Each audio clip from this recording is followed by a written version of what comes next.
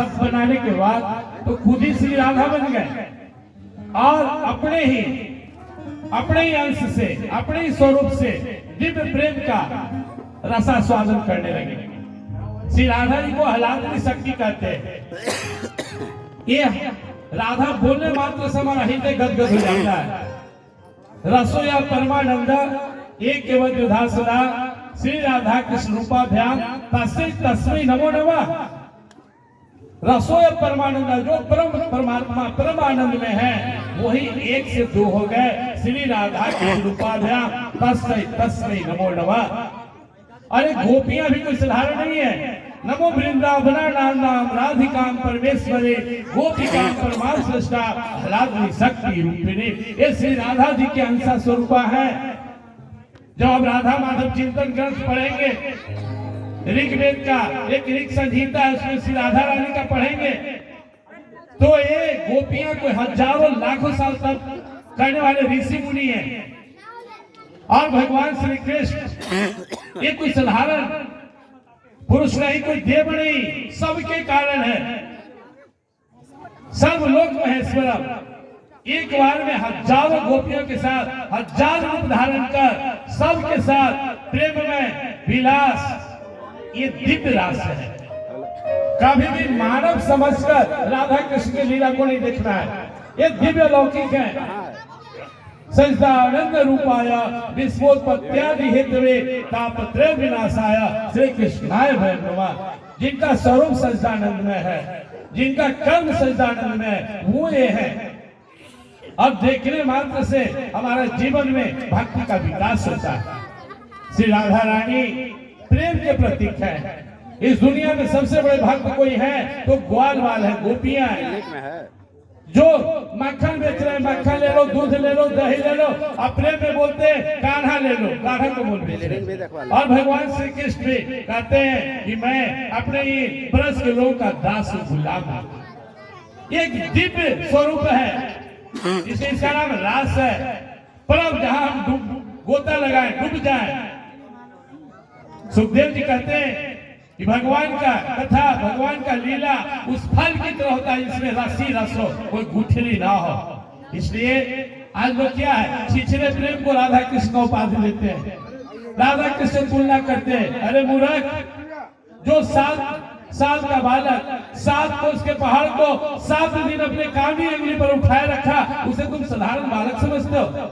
6 दिन का बालक जिस पुतना का वध कर दिए, प्राण का पान कर गए, उसे साधारण समझते हो?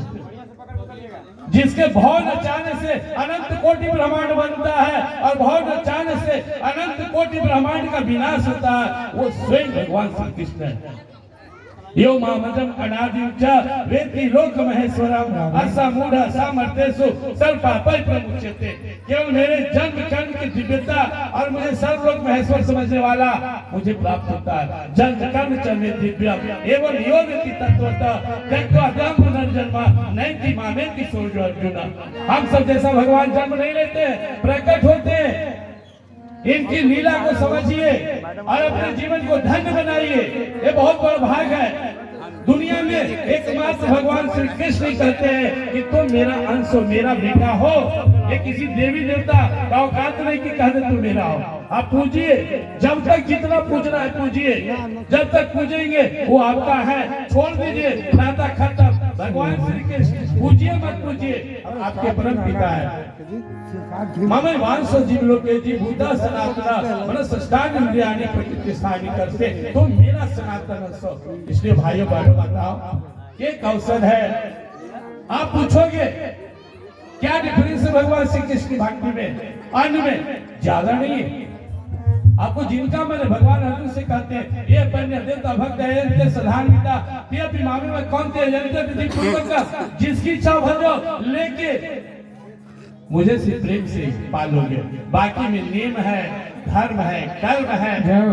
यहाँ प्रेम, केवल प्रेम, और वो प्रेम की गंगा उठकर ब्रज से मसौड़ी में आ गया।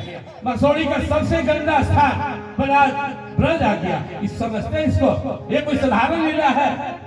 जो स्थान कल तक अपवित्र था लोग इधर नजर नहीं डालते थे, आज ब्रज बन गया, वो कुछ भी कर सकता है, उसकी लीला अपरंपार है।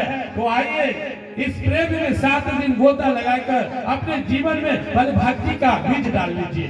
एक बार भक्ति का बीज आ गया तो दुनिया की कोई ताकत मिटा नहीं सकती। प्रहलाद की भक्ति को हिरण्यकश्यप जैसा जिसे तीनों लोग कांपता था, डरा नहीं सका, हिला नहीं सका। मीराबाई की भक्ति को राणा नहीं हिला सका, तलवार रख दिया सिर पे। मीरा ने कहा तेरी मर्जी है तो सिर उड़ा दे, पर ये कान्हा कान्हा रटना नहीं छूटेगा।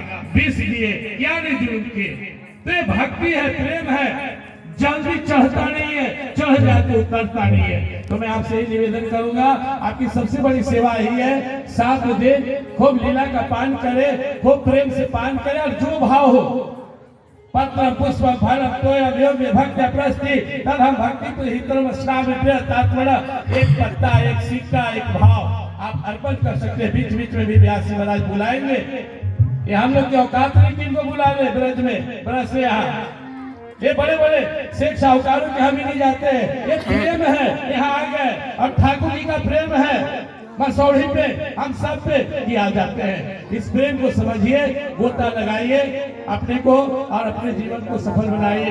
प्रेम से बोलो श्री राधा माधव की, वृंदावन बिहारी लाल की, सब सनातन धर्म की।